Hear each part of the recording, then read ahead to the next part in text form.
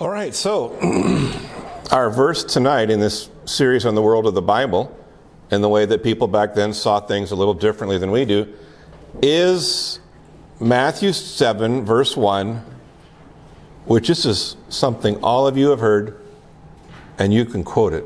I'm sure of that. Judge not, that you be not judged. So clearly that's a famous verse. But I am convinced that it's one of the most misunderstood verses in the Bible. And that's because everyone's heard it, right? I'm talking about non-Christians too, right?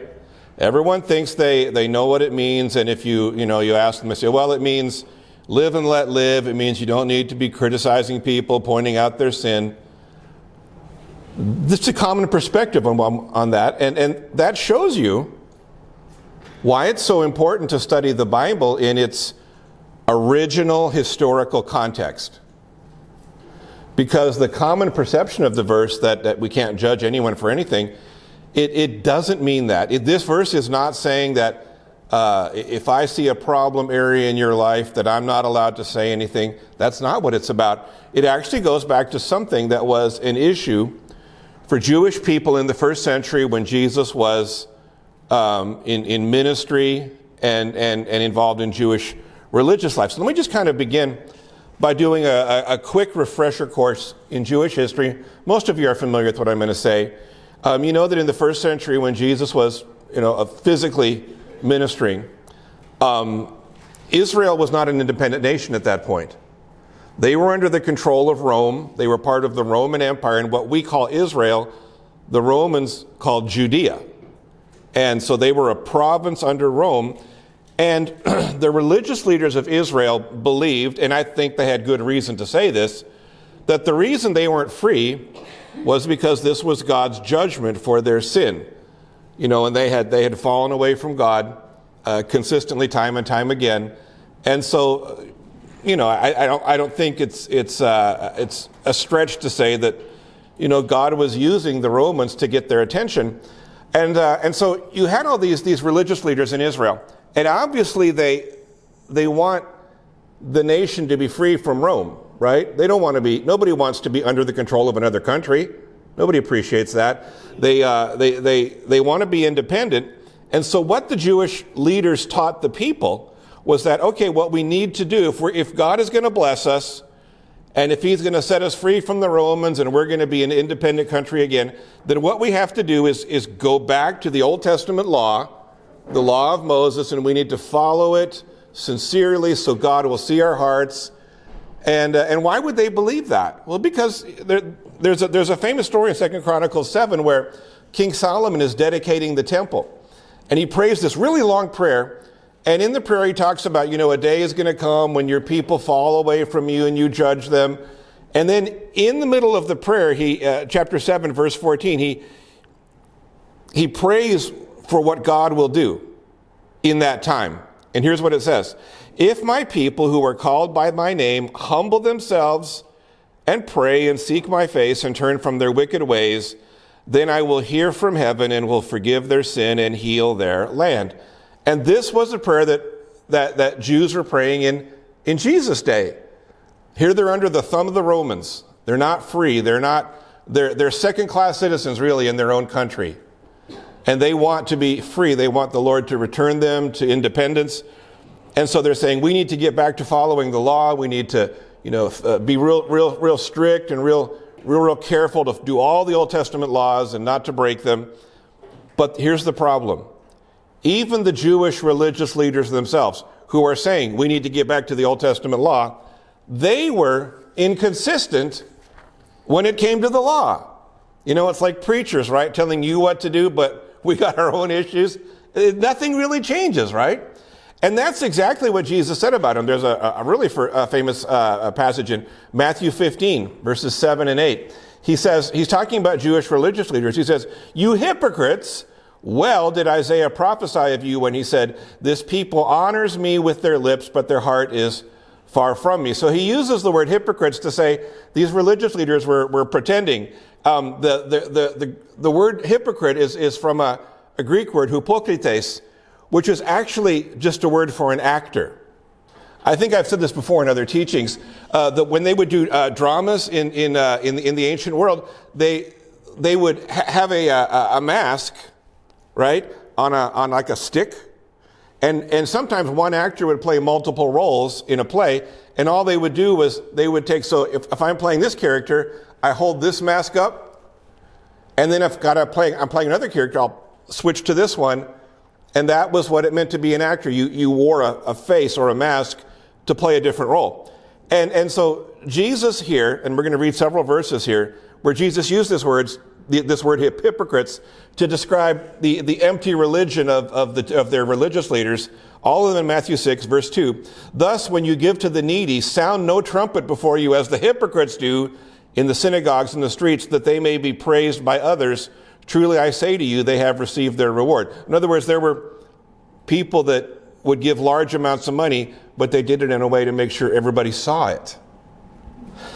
Verse 5, and when you pray, you must not be like the hypocrites, the actors, for they love to stand and pray in the synagogues and at the street corners, really, that they may be seen by others. Truly, I say to you, they have received their reward. And then verse 16, when you fast, do not look gloomy like the hypocrites, for they disfigure their faces, that their fasting may be seen by others. Truly, I say to you, they have received their reward. So there's three different times here, just in this passage, where Jesus saying, hey, you got all these religious leaders that are trying to tell you what to do, but everything they do is an act. They're just doing it so others will see them doing it. And it just kind of shows you how even spiritual movements that begin well can eventually fall apart. I don't doubt that at the beginning of their existence, the Pharisees, for example, were sincere. I would not doubt that the earliest Pharisees genuinely wanted God to bless Israel. And they were, really seeking the Lord. And people would have respected them for that. People would have seen their commitment, especially early on, and they would have, honored them for it. But over time, by the time Jesus comes along, the Pharisees have been around a long time. We're in that second and third generation of them. And they had this reputation for being the spiritually mature, the great example. But the more their reputation grew and people began to, oh, you Pharisees are wonderful, the more they began to focus more on what people thought rather than on what God thought. And so eventually, again, by the time of Jesus in the first century, they're not really seeking God's blessing anymore by putting him in first place. They're kind of competing with each other. Who can be the most spiritual? Who can be the Pharisee of Pharisees? And it was all because they were really wanting honor from other people. They were wanting public recognition and respect. And when you read the Gospels, you kind of see there's this competition in the Jewish world between the different religious groups. You got Pharisees and Sadducees and scribes, and sometimes they would work together, but usually they were kind of competing with each other. Our group is better than your group. And even within the groups, you go back and you read, because there's a lot of writings outside the Bible as well that we still have access to today that have been translated from inside these groups. And you find out even in the groups, within the Pharisees, for example, there were groups or factions inside the Pharisees competing with other Pharisees over who was going to have control, who was going to have influence. And so this is kind of what religious life in Israel had become. You had people who were not as much interested in serving God as they used to be, like maybe their parents' generation had been. They were more about honoring themselves and in the process attacking others. And it's kind of sad that they were caught up in this never-ending conflict, because each one of those groups said, we are the true representatives of God's kingdom. And you and I know that's really the Assemblies of God. That's a joke. Okay. But I kind of grew up thinking that, the Assemblies of God. And that's just because that's human nature. Our group, we're the best, and we're not perfect, but thank God we're not like the Baptists. This is what happens, right? This is what happens. And so they were all claiming they're the ones to represent God's kingdom, and they were accusing the others of being lukewarm or half-hearted or guilty of this sin or that. And so a large part of the Sermon on the Mount, which is this passage, it begins in Matthew 7, Matthew 5 goes through Matthew 7. What Jesus was doing in the Sermon on the Mount, a lot of it was addressing the problems of Jewish religious leaders and their influence on Judaism. In many cases, they weren't actually drawing people to God as they should have been, as they claimed to be doing. Instead, because they were criticizing and arguing and all this infighting, they were actually pushing people away from God. And Jesus talked about it in Matthew 23, verse 13. He says, "Woe to you, scribes and Pharisees," religious leaders, and then he uses the what word? Hypocrites, hypocrites, actors. And what was the problem? You shut the kingdom of heaven in people's faces, for you neither enter yourselves. In other words, you say one thing, but you don't do it. Nor do you allow those who would enter to go in. In other words, you put your ideas on them rather than allowing them to pursue God. So all of that background kind of helps you to kind of figure out what Jesus was saying in Matthew 7, verse 1. So let's read it again, and now you got some context. He simply says, "Judge not, that you be not judged." So again, a lot of people think, well, that means, if I'm doing something bad and you confront me, don't judge me. The Bible says don't judge, right? That's not what it's saying. In fact, there are a lot of passages in the Bible. I won't get into them tonight for the sake of time, but there are multiple passages in the Bible that tell us we have to deal with sin in the church. If there's something that's becoming a real problem that needs to be addressed. And so Jesus isn't saying that at all. What he's talking about is what's called religious sectarianism. Sect, a splinter group, and who's on this group and in this group and in this group, and who's mad at each other and criticizing. And what happens is a different sect will kind of coalesce around a particular leader or a particular group, and they're very rigid. Our group is the best. We're the ones being led by God. And they kind of reject everybody else, even if other groups are sincerely presenting the gospel message, the message of salvation. Denominations do this. Groups within denominations do this. But let's be honest, it's not just churches and denominations. It's something that we as individuals do as well. It's easy for me to, I'm Assemblies of God, I kind of know where some of the skeletons are. We all know, right, these different stories. But it's not just the Assemblies of God or the Baptists or whomever. We do it. We do it. It is really easy for me to judge other people. You know how I know? Because I do it. I try to not be overt about it, but in my head, in my thinking, right? I'm right, they're wrong. That's what goes on in my head. And I do that rather than humbly admitting that if I didn't have God's grace and mercy, I have nothing. So I need to be careful and pay attention to Jesus' warning about judging and criticizing, because not only were his words true back in his day when he was ministering on earth, they're still true today. I can look at your life, right? If I know enough detail, and I'll see some kind of problem, I'll see some kind of shortcoming some kind of shortfall in your life. They're in my life. Everybody has these. But before I criticize you and tell you that my way is the better way, my way is the right way, I first need to take some time to examine my own heart and ask the Holy Spirit to deal with my own attitude. It's not that I can't say anything to you. It's that first I need to examine myself.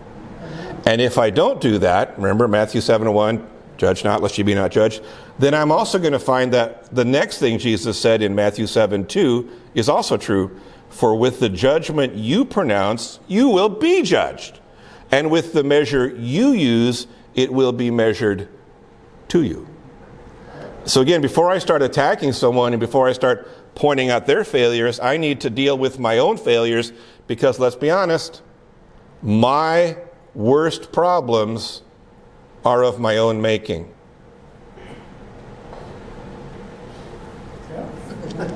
Right? That's how it is. And that's what verse 3 says. Why do you see the speck that is in your brother's eye, but you don't notice the log that's in your own eye. Now, obviously, you can't have a literal log in your eye, but Jesus is using purposely exaggerated language to make a spiritual point. And his point is this: what you do to me does not cause near as much damage to me as what I do to myself through my own sin. It may feel like what you do is worse, but my greatest problems are self-inflicted.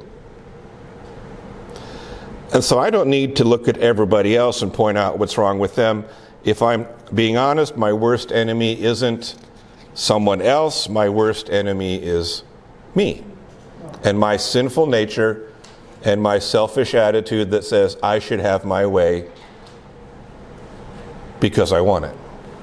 And so I think that's why we have passages like Matthew 7:1 to remind us that as followers of Jesus, we shouldn't see ourselves as better than other Christians who do things differently than we do. Not everyone has to see things the way that I see them. Not everyone has to do things the way that I do them. So here's the little test that I ran across years and years ago when I was in Bible school. One of our professors said, if you see a problem in somebody's life and you think, maybe I should address that, first ask yourself a question. Consider what they're doing or saying, right? And then here's the question. Is what they're doing wrong, or is it just different? And I think that's kind of that would help you to really get the idea of Matthew 7:1. Jesus isn't saying that you should ignore someone's sinful behavior. If we had someone in the church who was really doing something terrible and had no intention of repenting and it was causing a problem, then the church leaders would have the responsibility to, get involved and say, hey, we need to address this. So Jesus isn't saying you can't judge anyone ever for any reason. But what he's talking about is this unhealthy spirit of competition between God's people, where we see ourselves as being spiritually superior to someone else. And not only do we see ourselves as superior, we make a point of criticizing the other group to anyone who will listen. Well, the truth is, I have a choice to make every day. I can criticize other Christians and talk about what they're doing wrong, right? Or I can choose to pray for them, that God will bless them and encourage and strengthen them, and that he'll draw them closer to himself. And I'll say this, that works a lot better than criticism. I don't know about you, but how many of you have ever felt drawn closer to the Lord because somebody criticized you? Right? But I've certainly been blessed by people praying for me.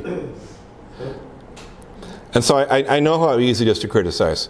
And I'm not saying we never confront sin. That's not what I'm saying. But I just know that before I confront somebody, the best thing for me to do is to follow Peter's advice in 1 Peter 3, verses 8 through 9. And I'm reading it from the New Living Translation because I really like the way it reads. Then we'll have our discussion, but here's what it says.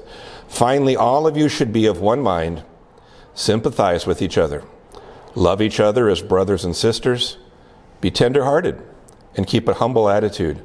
Don't repay evil for evil. Don't retaliate with insults when people insult you. Instead, pay them back with a blessing. That is what God has called you to do, and he will grant you his blessing.